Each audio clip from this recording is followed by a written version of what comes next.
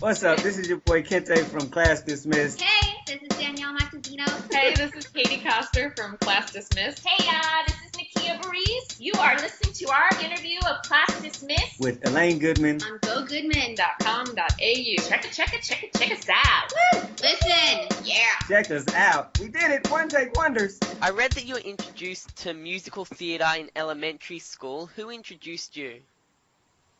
You know what? I started watching the Carol Burnett show when I was younger.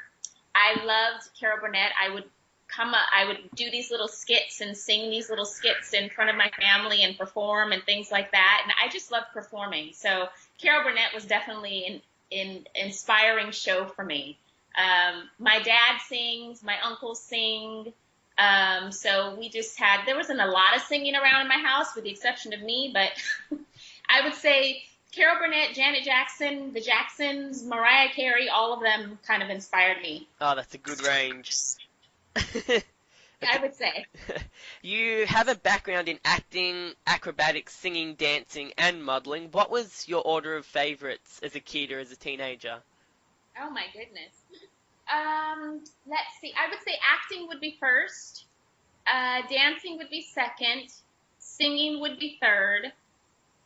But to be able to go on stage and do musical theater, it's kind of like putting it all together in one little bushel of fun. So that would be the order. But if I get an opportunity to do musical theater, that's just fantastic. And I read after high school you applied and were accepted into the UCLA theatre department as it said in your bio on IMDb, as the only African American of that year. Was that a big deal? Yes, absolutely. That was the first year that they opened up the theater department to incoming freshmen. And I was in high school, obviously, in Stockton, and my audition was in San Francisco. So they had gone around the country holding auditions, and my nearest place was San Francisco, and they were only allowing 50 incoming freshmen that year. And I was the only African-American female, and there was one African-American male. His name was Kurt Kirkwood, I believe. And he's gone on to do acting as well. But yeah, that was huge. That was huge for me. I remember some of my classmates that were upperclassmen. They were already at UCLA. There were like 2 or 3 of them. They were telling me how difficult it was going to be to get inside the school, and I should just declare a different major, don't audition. And I was like, you don't know who my God is, number one. I'm going to do this thing. And if God's going to open up the door, then it's going to happen. And he did. And I was just really, really blessed to be there. And what about like politically or racially? Because it said African American and that kind of stood out. Was it a big deal that only one African American male and one African American female were accepted that year? You know, I don't feel like in the theater department as a whole that it was looked upon like, oh my gosh, there's only one here. Because there were upperclassmen that were African American. Just for me to know that I was the only one was huge to me. Huge. Your first notable role was as a Power Ranger in 1996. What did you know about the show when you auditioned? Because it had gone through a stage where it had pretty much taken over so many kids' lives around the world a year or 2 years before you got into the show. You know what?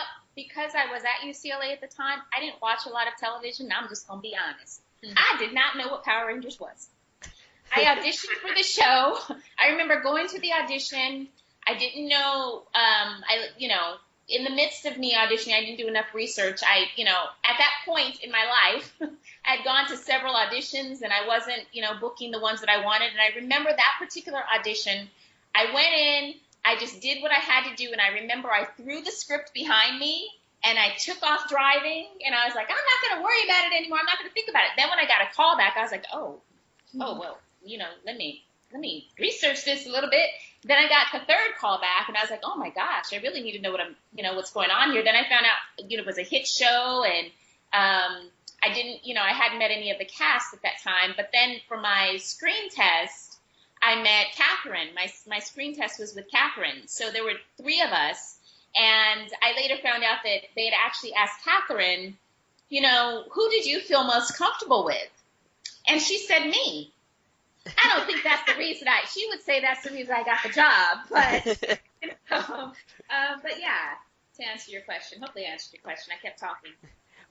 When you got the part, was it hard to integrate into the show when the rest of the cast had already been working together for a few years? Everybody was very welcoming. The only one that tried to test me was Jason David Frank. He does to everybody. I was showing what I was made of. But no, there were really, really great moments on the show. We had the brother-sister thing going on where you would love each other one moment, want to beat each other up the next. But there was a lot of love on the set, a lot of really, really great times. And whenever I'm reunited with them at conventions, it's a blast. We know the show was huge, as I mentioned, in 1995 and 1996, around when the movie came out. Did that hype and popularity carry over to Zeo? I mean, what do you remember about the fans, the working hours, the media attention, and being made into a toy? Woo! I remember my toy looked like a man. It has a little head and a very, very big body. So it looked like Nakia's head and Kente's body. Right, Kente? Yeah. I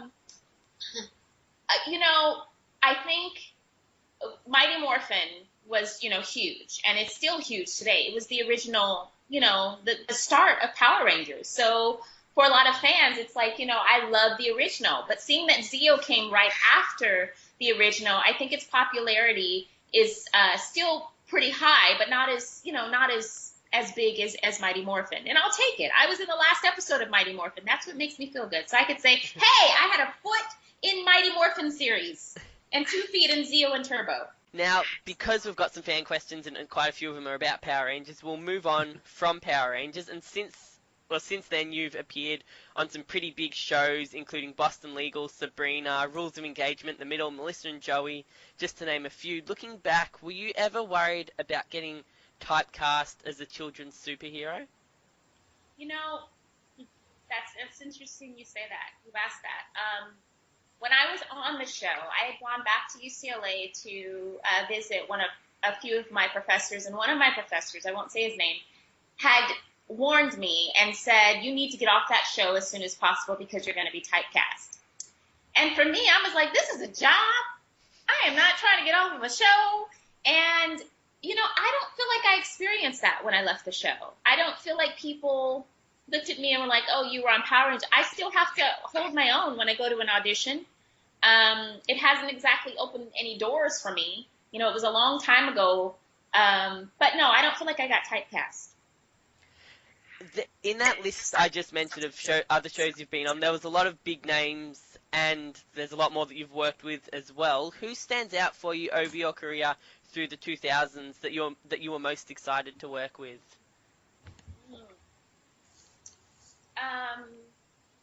I've had a lot of fun on a lot of shows. I have more fun when I get to play funny characters. So, Hart of Dixie,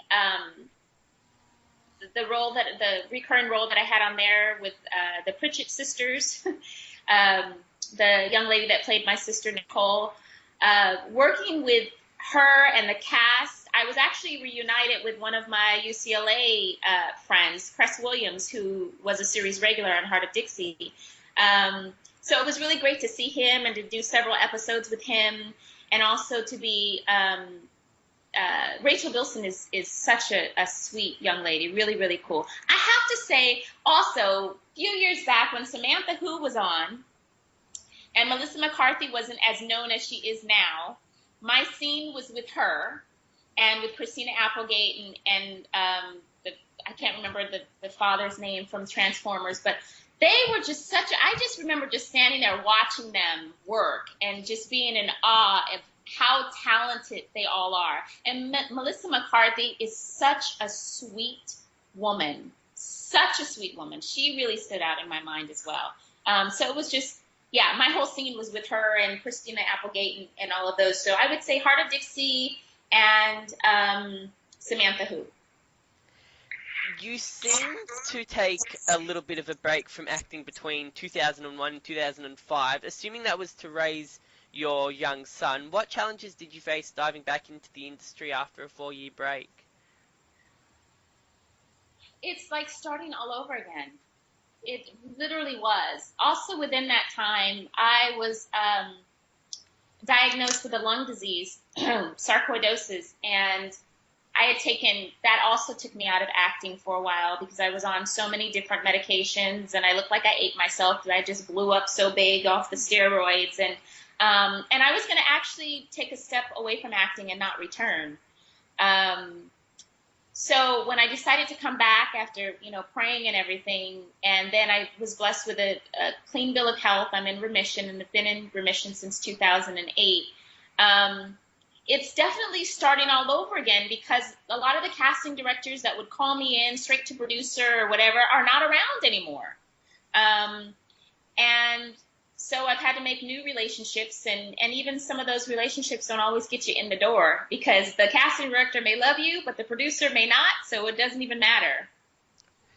Did it feel like it did when you first started out, or was it a bit different being a little bit older and knowing that you had the experience, but maybe they didn't know that?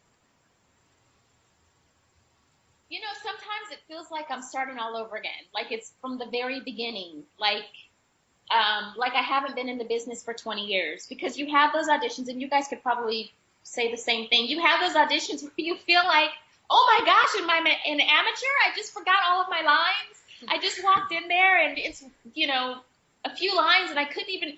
So sometimes you have those like little mental breakdowns where you're like, what? You just want to beat yourself up because it's like, I knew this when I walked in the door, and I walked in the door and I sweat to death and I forgot my lines. So I'm sure that we can all, and Kente, who was through, could also agree that we have those moments where you just feel like you have just started acting again. It's a process. Yeah. It is. It's definitely a process. Yeah, it's not fun. Between 2012 and 2015, you played the voice of Nikki in Barbie's Dreamhouse. Was voice acting a big change for you when you have so much experience as a live actor and probably haven't done a lot of voice acting since Power Rangers? I was so nervous because I knew nothing about voice acting. So, the way that I got Nikki was I had auditioned for, Mermaid's Tale 1, and I booked the role of Fallon, which was Barbie's best friend, and then they asked me to reprise my role in Mermaid's Tale 2, and they liked my voice, so they asked me to do this series. And I remember just being so nervous and just praying. I was like, Lord, okay, just help me. Because, with acting, you get to show your facial expressions and all of that stuff, and it's just, everything comes through your voice when you're voice acting. So, it was very hard for me at first. And then I got into the swing of things and got to know the producers and developed a relationship with them. And now we just did a spin-off show called, it's Barbie's Life Comic. It's like a comic strip Barbie where I'm still playing Nikki, but it's a different series. So got to look out for that one too. And now you have a new show starting, and it's already started. The first episode is up online, and it's called Class Dismissed. Can you take us through the basic storyline? So here's a little story about 3 old friends who didn't know their lives would collide again. We got a comic, an extra, a teacher for one, who end up at Ellington is how it begun. So, Class Dismissed was inspired by my life experiences, I could say. When I got off of Power Rangers, I was like, okay, what do I do?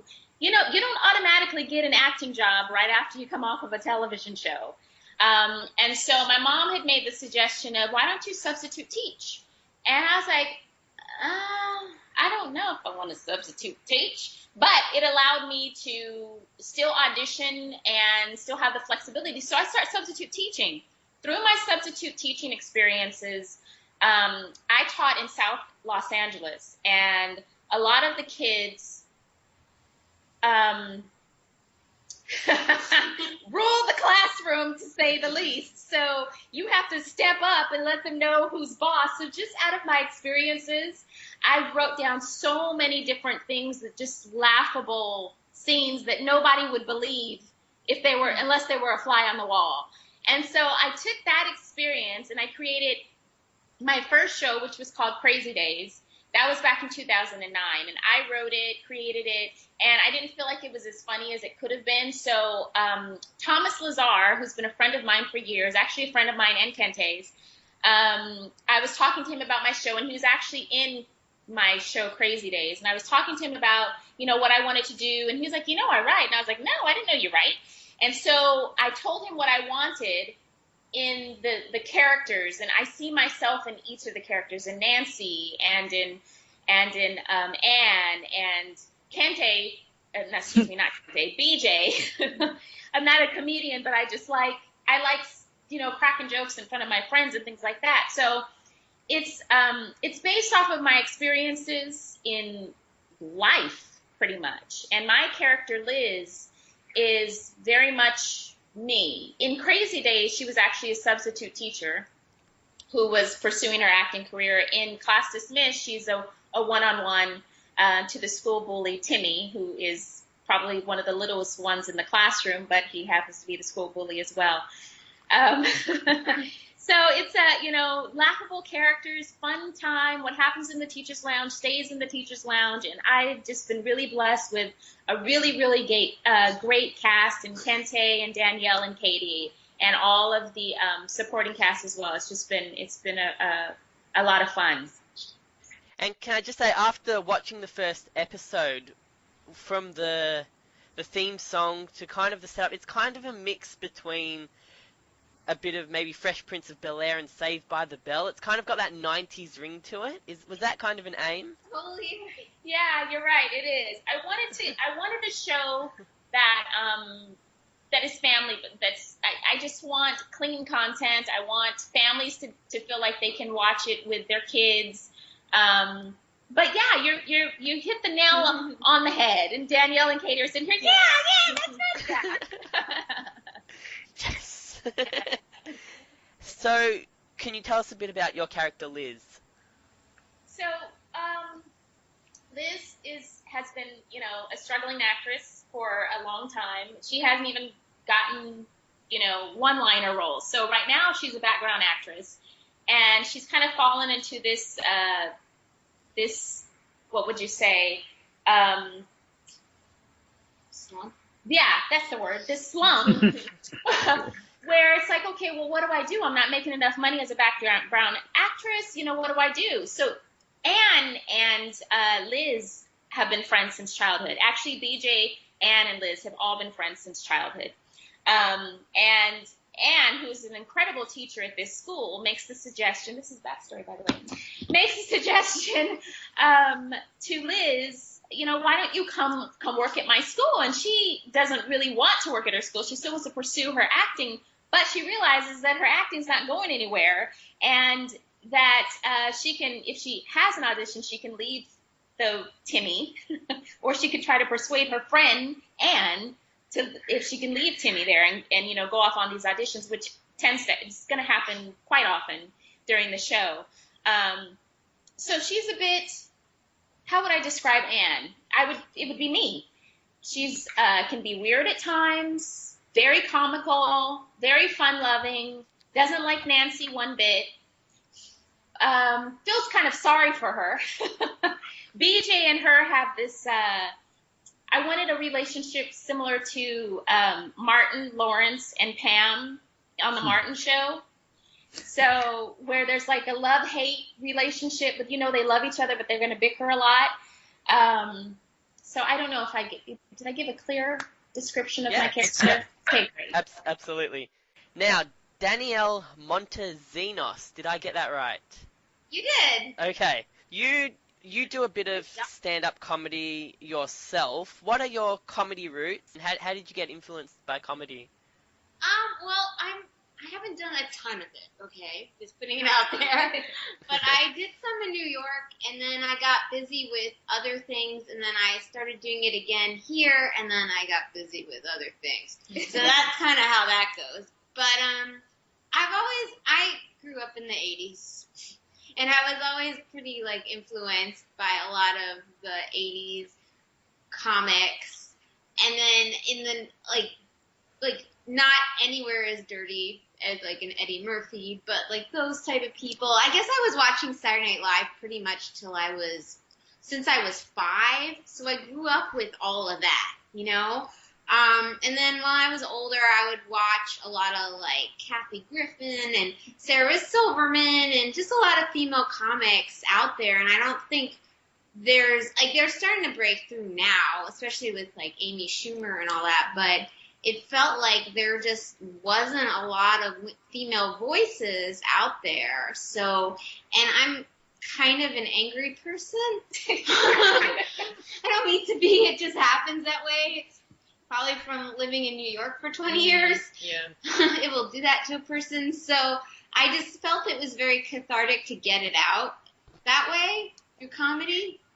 Did that answer your question? Yeah, Okay. yeah, absolutely. Your skills, I read, include burping on cue and speaking in a redneck accent. Have you ever tried to combine the two? No, but that's a brilliant idea. Do you want to give it a go? Well, I can burp on cue. I mean, all I do is burp now. But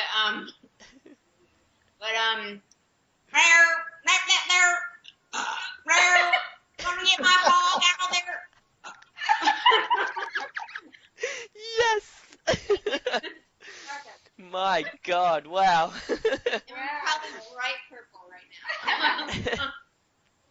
So before we move on to Katie, can you tell us a bit about your character Nancy, your interpretation of Nancy? Oh, Nancy.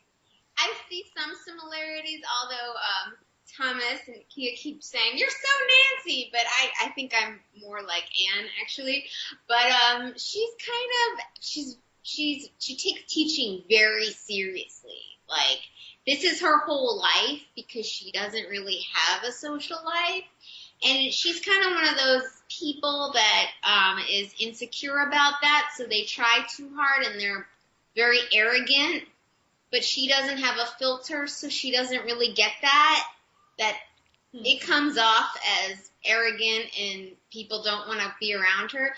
I think deep down she's a good person, but she doesn't have that social skill of being able to read people and read the room. So she's pretty much just she's just very into teaching, and that's all she has going on, really. Now, Katie Costa, I think I pronounced that right. Hi. Hi. You've had a very interesting life, just reading your bio on your website, but the thing that grabbed my attention was that you have a love of puppets. When did you start performing with them, and how hard was it to come up, I guess, with an act to put them into? I was doing musical theater when I lived in New York, and I saw the Broadway show Avenue Q, which is all about puppets, and I loved it, and I was like, okay, if I'm doing musical theater, I want to be able to be in this show, so I should just learn how to do puppetry.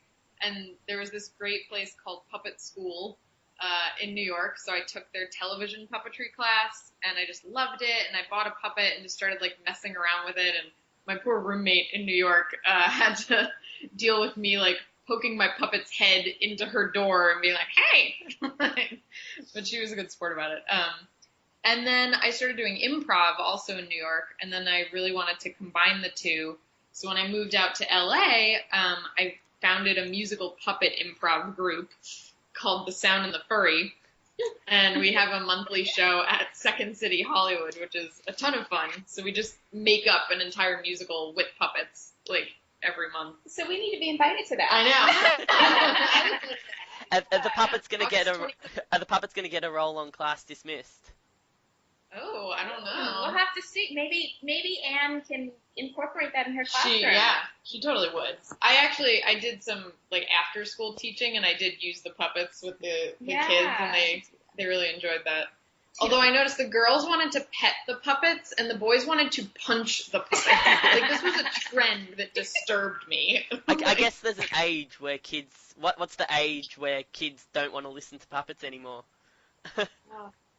Probably the high schoolers. Middle school to high school. Yeah, I think. middle school they were starting to be like, but like I think I got away with it into the 5th grade realm. Like they were fine with it. So. Now, you've experienced the entertainment industry in both New York City and Los Angeles. You've worked and lived in both cities. What are the big differences between the two cities that caught your attention, I guess, entertainment-wise? New York is really about theater. If you're gonna do theater, you should live in New York. Musical theater, regular theater. If you want to be on the screen primarily, then LA is really the place to be. There is television and film work in New York, but there's much more of it in LA. And vice versa for theater. So those are the big differences, I would say. Is theater, the theater industry, as rough, I guess, as the television industry sounds? In its own way, the television industry is a little more commercial.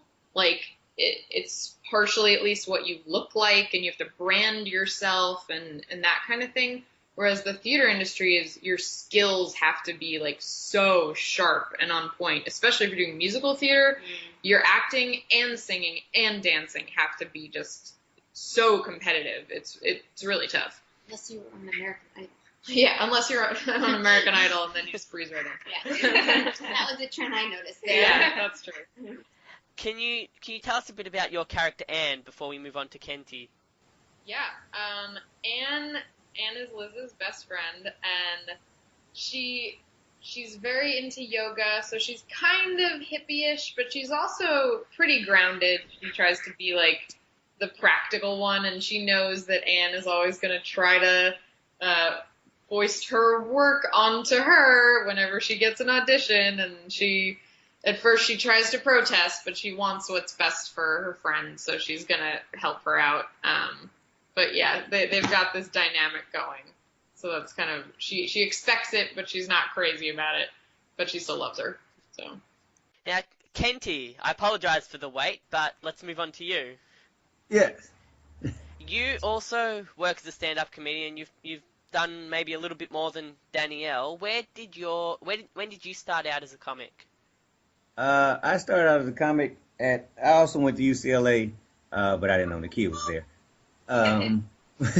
But that's where I started acting, and I started doing comedy one week after Christmas break. My mother came out, and she was like, "I'm tired of you doing all these jokes around the table and all the family members laughing. I'm staying out here until you get on stage somewhere." So after the first week of her being here, I was like, "Oh, she's serious." So I went up to the Comedy Store here in Hollywood and did a 3-minute set and talked about my parents whooping my butt because that's what I thought was going to be funny, and they laughed. So I was like, "Oh, okay, I can do this." So started doing it then. My television and film career took off for a minute, and I was like, comedy can go by the wayside. I'm a star now.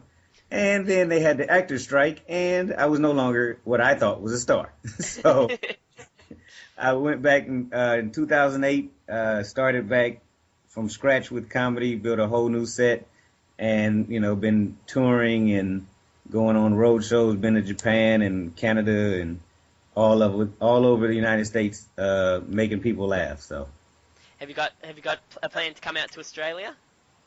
Yeah, if somebody plans to bring me out to Australia, I will be there.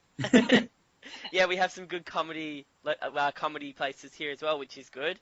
What about, who did you grow up watching or listening to as a comic? Well, when I was very young, my father had a Richard Pryor tape, and I stole it. I borrowed it without asking, and I would listen to it in my room, and it was some of the funniest stuff I ever had heard, and I would just memorize it. So I would say Richard Pryor was my first influence, but Red Fox, Eddie Murphy, George Carlin, Robin Williams, Jonathan Winters, Carol Burnett. Like Nakia said, everybody on the Carol Burnett show was like genius to me. So I just absorbed it all, but I didn't know that I didn't come to LA to be a comic. I came to LA, my father wanted me to be a doctor. I just wanted to be a fireman. So it kind of all fell together when I was at UCLA. Yeah, I read that your dad wanted you to be a doctor. Mm-hmm. How did entertainment come into the equation. And when did your dad begin to approve of your choice? I mean, was that ever an issue for you, your dad's approval? Well, to answer your first question, I kind of, like I said, entertainment kind of chose me. When I was at UCLA my freshman year, I was playing basketball in the gym, and the guy walked up to me and a few of my friends and asked if we wanted to do a commercial. And I actually was the one who got picked to do it. It was for a Cleveland Power Company. I played shot basketball for like 2 hours, and started getting residual checks for like $900 every other month. And in college, that's like $1 million. So started doing commercials while I was in college. And then my senior year is when I started doing comedy, and, finished at UCLA and was actually filling out the application for the University of Michigan medical school, because I was like, let me go on and go to this medical thing, because I was smart enough to do it. I just didn't have a passion for it. And then something hit me, and I was like, you know what? I'm going to be an actor and stand-up comic. I want to see where this road takes me. So I called my father and my mother and told them I was going to be an actor and stand-up comic, and they took it fairly well. They were pretty cool about it. And my father actually comes to every show he can get to, because he knows every night I'm on stage, I'm going to talk about him for at least 15 minutes, so he feels like, oh. Now, tell us a little bit about your character, BJ. BJ is he's the PE teacher at the school, so he's kind of a slacker in his day job, but he has aspirations to be a stand-up comic. But he's not as funny as he thinks he is. But he's not going to stop trying. So he PE is just to keep the lights on, and so that he doesn't get evicted from his apartment. But comedy is where his heart lies. Now, before we move on to the fan questions, do you guys all want to promote your social media? Sure. Your social media, your websites, thank God you all have websites, because that's where I got all my information from. And I know it's reliable from there, so go ahead, whatever you want to promote. This is Katie. My website is www.katiekoster.com. That's Koster. And I was actually excited that you were an Australian interviewer, because I've been working on the series of Australian audiobooks by Sean Williams. So that's been really cool. They're called the Twin Maker series, so it's like young adult sci-fi, and the third one is going to come out in like November. So that info's on my website. Okay. Hello, this is Danielle. You can follow me on Twitter at kittygirl, spelled Kyttie girl, the normal spelling. Yeah, I know. It's an annoying name, and I've tried to change it now, and they won't let me. And for another annoying name, my website is my full name, which is really easy to spell. Danielle Montezinos, MONTEZINOS.com. But, you can find that via Twitter, too, Kitty Girl. I like cats, it's true. She does. There's a lot of cat stuff. I'm married, though, so it's not just me and, like, a bunch of cats. So just put that up. Met her husband, so... This would be a perfect cue for him to walk through the door. Might be a ruse. Kente, how about you? You can follow me on Instagram, Twitter, YouTube at Kentagious, KENTEGIOUS.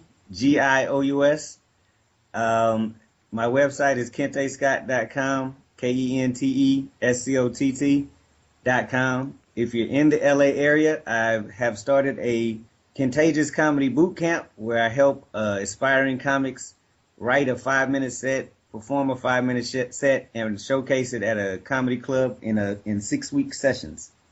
Nice. Yeah. That's cool. And for our show, because we would love to spread the word about Class Dismissed a lot more, we have classdismissed.net, and you can subscribe on every single page. Check out the character bios. Well, not really bios. They're vlogs, video blogs, where you get to see their lives outside of the school. Again, that's classdismissed.net. We also have a YouTube channel, which is Sovereignty Entertainment, which is my production company. So it's under Sovereignty Entertainment. And my social media, this is Nakia, by the way, is Twitter is at Nakia Burrise. Instagram is at Nakia Burrise. And that's 2 R's and 1 S, by the way, because a lot of people mess up my name and put 1 R and 2 S's. It's Burrise. And for Facebook, it's Nakia.Burrise. I know that's a wealth of information there, but we would love for, our fans to really just kind of tune in and try to follow the characters and get a feel for our show. We'd love to hear feedback because we're going to bring you more and more and more. Nakia, are you going to take Katie, Kenty, and Danielle on the convention circuit at all? Yeah, I want to go to Comic-Con.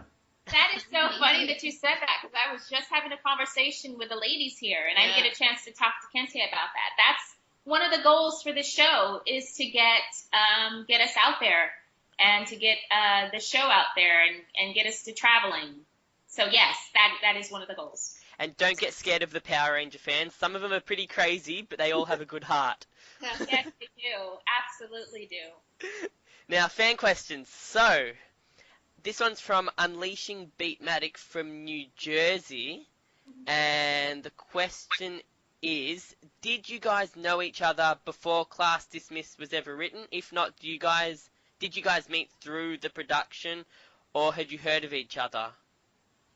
Let me just say something really quickly.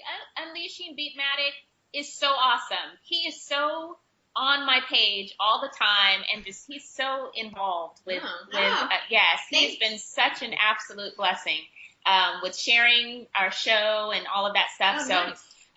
I did not know Danielle or Katie. I did know Big Head Kente.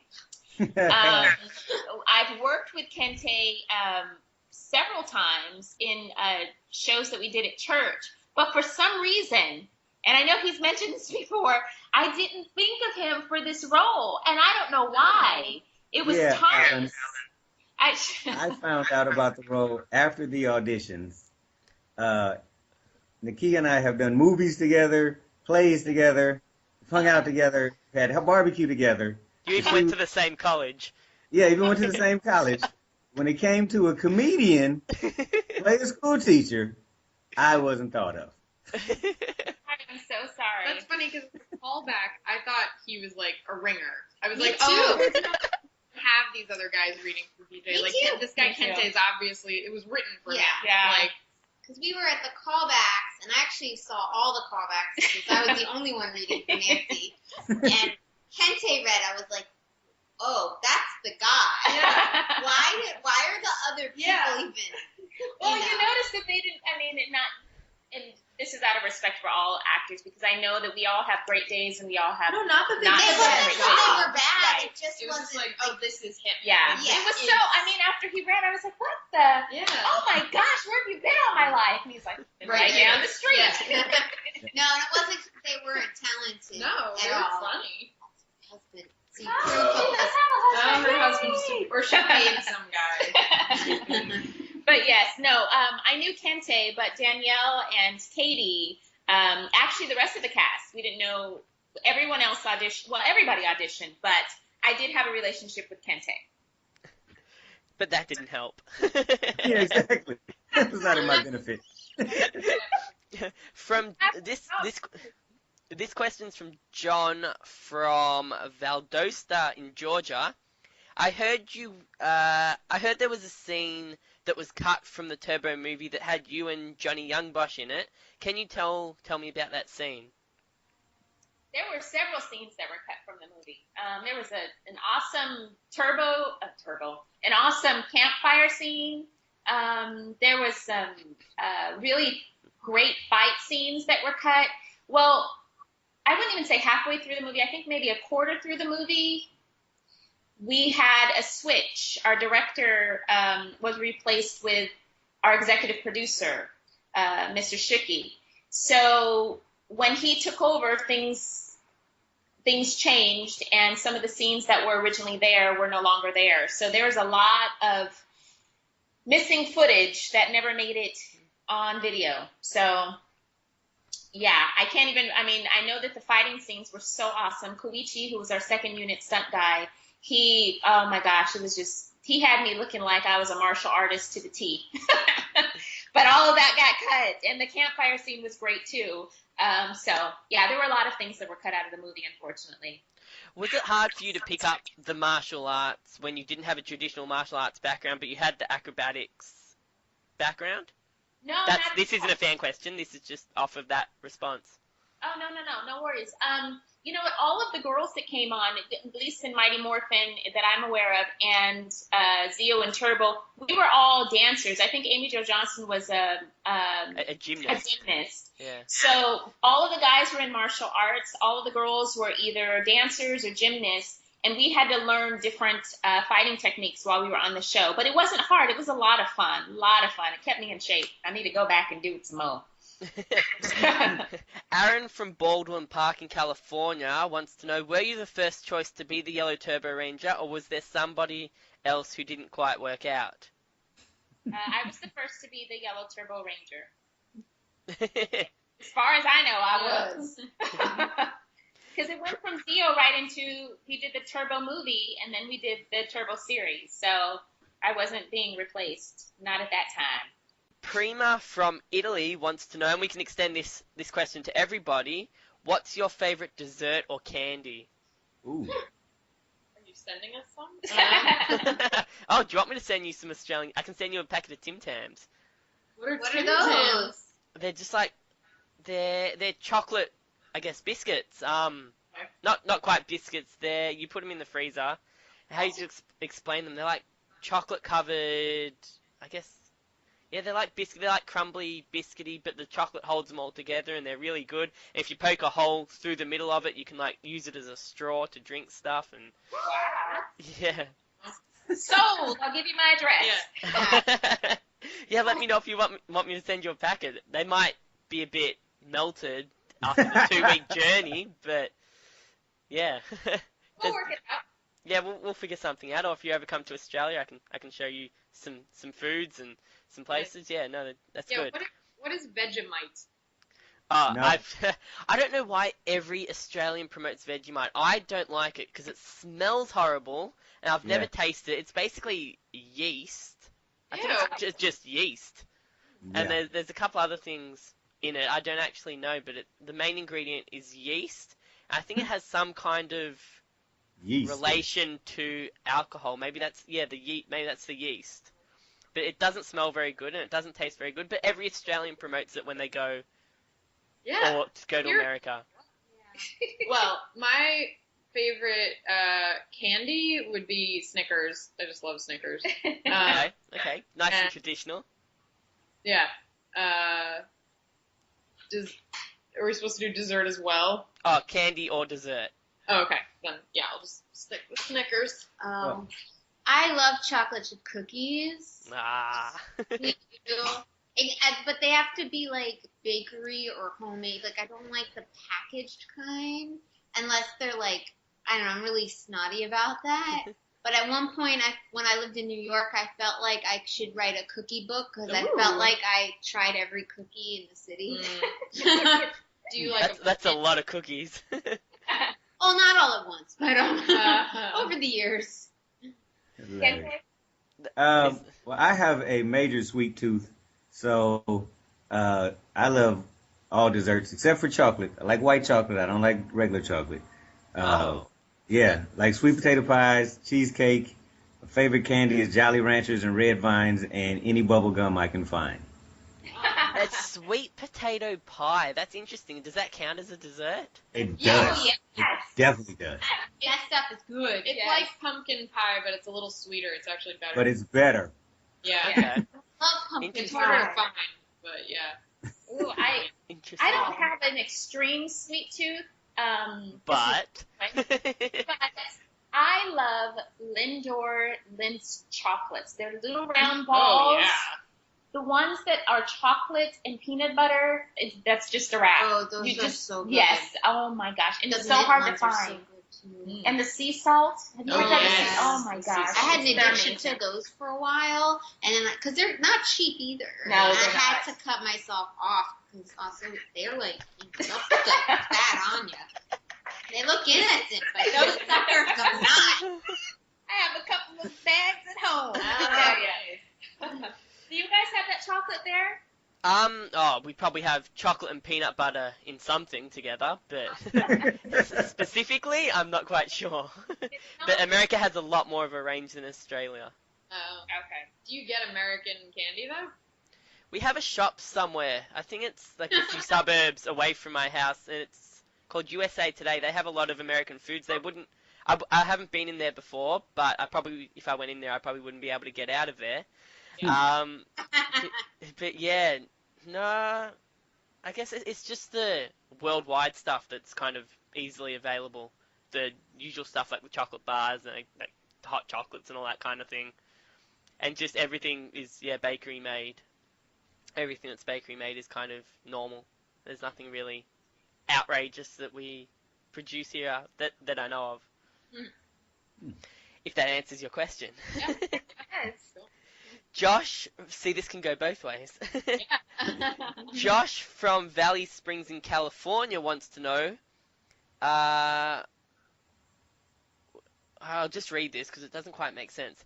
Alright, there we go, I missed the first few words and that's why it didn't make sense. Alright, my question would be, if you could have made your own dream team formed from any 6 Rangers, past, present or future, who would it be and why?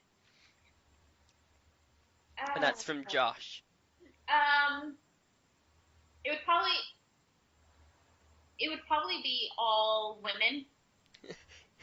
Yeah. Catherine Sutherland, definitely. Karen Ashley, Erin Cahill. Who would be the leader of all the women? Who do you think has the most leadership qualities? Tanya, of course. It would Of be course. my character. Yeah. Of course. I think, is that 5? How many did I name? Karen, Erin, me. You, Catherine. That's and 4. what? You So need 2 more. I need 2 more. Have you met Amy Jo? Yes, I have. You have? Okay. Uh-huh. Would you put her in there? No. You can say no. You can say no. Fair enough. I wouldn't. I don't know who my other 2 would be. I don't really know Amy Jo that well, to be perfectly honest. We did do the Turbo movie together, but we didn't have any scenes together. And when I got on the show, she had just left. So I would tend to say that I would have people on the show that I have a relationship with, and that would be Erin, Catherine, Karen Ashley. Those are my girls. We have breakfast together sometimes, every other month. So, and okay, if I had to, so there'd be 4 girls and 2 boys. How about that? Fine. The 2 boys would be Jason Font and, and probably, it would be either Blake or Johnny. Okay. Yeah. There you have it. There you go. Yes, and I'd still be the leader. Okay. That's nice. Good. Josh from... He doesn't say where he's from. Josh, my question is, after being in Zeo and Turbo, would you star in another Power Rangers season as either a mentor or as a ranger again? I would do either. If I was asked to come back to the show, I would do either. Yeah.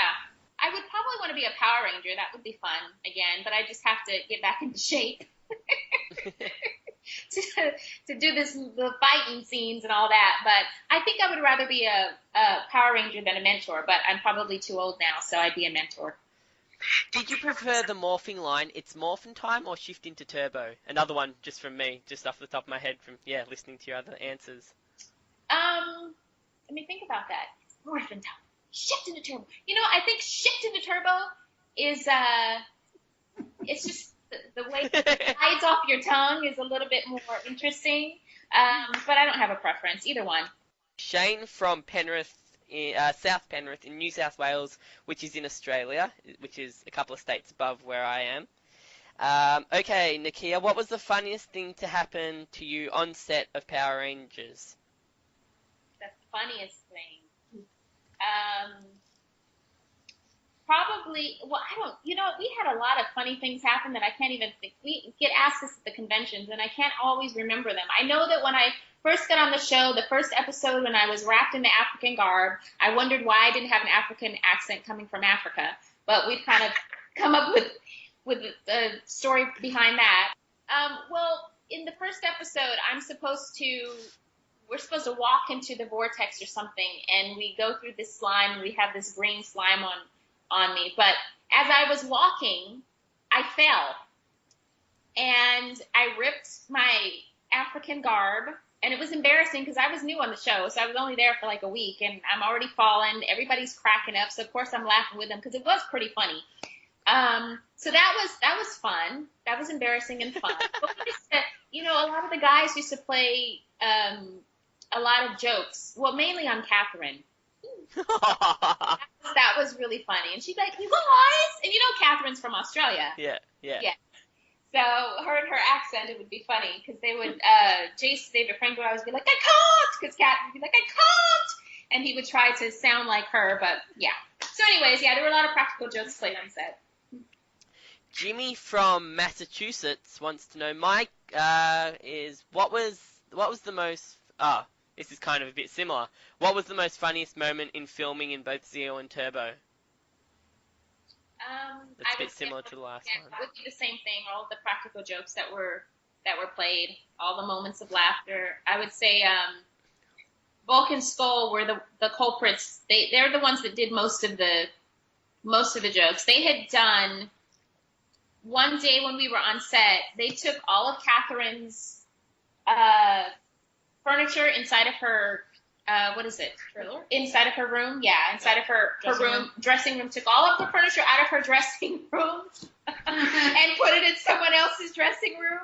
And then when she came in, she couldn't. She was like, "Oh my gosh, where it is?" Then we went back on set.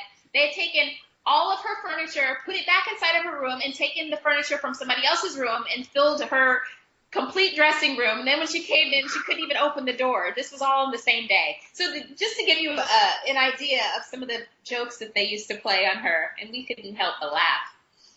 John from Cleveland wants to know, did you ever watch any of the Sentai footage? No, not when I was on the show. I've seen a little bit since then, and I've actually met some of the original Sentai Rangers at the Lexington Comic-Con in March. That was really, really cool. They were very, very sweet. They didn't speak English at all, but they were so very polite. They had a translator there. So no, I haven't. Actually, I have copies because a fan made me all of the copies, and I just haven't gotten around to them yet. But I plan to. Michael from Rosemead in California. My question for Nakia is, if Power Rangers were real and you had the opportunity to be one, would you? If Power Rangers was real? Yeah, and this can extend to everyone, actually. Yeah, this is for everybody. So if we could be like real-life superheroes? Yeah, would you? Absolutely, yes. I would definitely be a superhero. Then let's extend this. What would each of your superpowers be? Okay. Go on, guys. Wait, I'm going to sound very ignorant. Did the Power Rangers have separate superpowers? Not really, but we can extend it to that. I want to do that thing they did where, like, they combined and formed into, like, Megatron. Megazord. Megazord. Yep, that's it. I remember that. That's what I want to do that. I don't know anything about Power Rangers. I'm just going to say that. But if I, as a Danielle, had my own superpower, I think I would want to be invisible and then, like, wrong injustices to people privately. Like, Oh my you God. know? You mean right? Yeah, right or wrong. That's what I'm thinking. Thank you. Like, when someone does something crappy to someone else, I would like to get the revenge. So she'd show up in their room and beat them up when they don't know where their punches are coming from.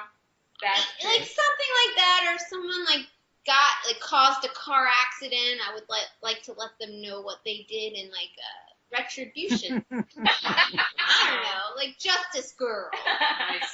That doesn't fall into Power Rangers at all. But No, but break out of something outside the box is good. Yeah. Yeah. And Kenzie? I watch the Power Rangers, but I'm a comic book geek since I was like 4 years old, so I'm a big X-Men fan. So I'd be a mix of Colossus, who could turn himself into steel, and Wolverine, who had the claws and the regeneration power, so you never get hurt. Or would you want your superpower to be you could transform into Hugh Jackman? Yeah. Right now might work. I do that. And Nakia? Oh, I loved Wonder Woman while I was growing up. So I would have her whip. I would, and her little spin. Superman, I would love to fly and love to have the powers that he had. So it would be Wonder Woman, Superman, and I think I like Ant-Man. I just saw this, and I That enjoyed was a great movie. So I would like to have the power to turn myself small so people can't see me, so I can really hear what they really think about me, and then grow and say, "Oh, really? For real though?" So I think Ant-Man, Superman, and Wonder Woman. Just combine them all and make them into something. Which Superman were you a fan of? Christopher Reeve, Dean Cain, Henry Cavill. Is there one more, or are they the three main ones? I liked Christopher Reeve. Yeah. I love Christopher Reeve. That's what I grew up on. Me too. Yeah. I was crushed. See, yeah, I grew up with Lois and Clark, and I loved that show. True. There's also Tom Welling from Smallville. He was pretty. Oh yeah. Yeah, But that was before Superman. Yeah, Oh. he just was a little teenage Yeah, kid. that was the whole 8-season story before Superman, or whatever. Yeah. Yeah. I am learning so much about my cast through this interview. Thank you so much. I didn't Oh no, not know you're welcome. it was Clearly, Nakia doesn't talk to any of us. Shut up. This is the first time you've all got together in the same room. Pretty much. We filmed back in May, and so we just did our video vlogs last week, but we haven't seen each other, as often as we should, actually. But we have some more episodes coming up, so we'll be filming some more soon. And the final fan question is from Bullant from the UK. What was it like joining and working with an already established cast? You touched on this a little bit earlier, Nakia. Being the newbie, I felt, I was pretty invited. Everybody was pretty nice to me. I told you, Jason wanted to see what I was made of. But I felt like I kind of fit in. Catherine and I developed this friendship really early on. And John, everybody was just very welcoming. It was a really great opportunity, really great experience, and it really taught me the industry. That was my first series, so the opportunity and just the experience was just it was really awesome. I learned a lot just being on set and just being around those people, and even the cameramen and all of those, and knowing what's my best angle and all of that stuff. So yeah, just the whole experience overall was awesome. And before we wrap up, do you just want to say the website and where people can watch the first episode and the future episodes of Class Dismissed? Absolutely. We are on www.classdismissed.net. Please check it out. I see that we have hundreds of views, but we don't have a lot of subscribers, so it would be really great if you subscribe. It's free. I Check think us out. I've already done that. Thank you. ClassDismissed.net. We also have a YouTube channel. It's under my production company, sovereignty-entertainment.com. The same content is there. But on our website, you get to, learn a little bit more about the cast, some of the things that we've done in our past, and you get a more feel for the show through ClassDismissed.net. And if you subscribe, then you won't miss any of the future episodes. Yeah. Yeah. How many episodes are you expecting for the first season, or how many do you have planned? 37. Oh, 12. 12 is better. 12 for the first season. That's our goal. Okay. Right. Okay. Cool. Awesome, guys. It's been a pleasure. Yeah, I hope you have fun with the rest of the series, and good luck for all your separate little projects that you get into over time. Thank you. Thank you for having me. Now, John from Cleveland wants to know, my question... Actually, do you want to take a 2-minute break? Can I have a quick toilet break? I'll be back in 2 minutes. Is that alright? Are we that close by now? Clearly we are. Time for round 2. No, there's only a few questions left. Speaking round 2 on the questions, not in the bathroom right Hey, this is Nakia Burrise. You're listening to our interview for Class Dismissed on Elaine Goodsey. I'm the one that's missed. Oh, see, she didn't have it all written out. Don't do that. Okay. Get off the brain. Did it freestyle.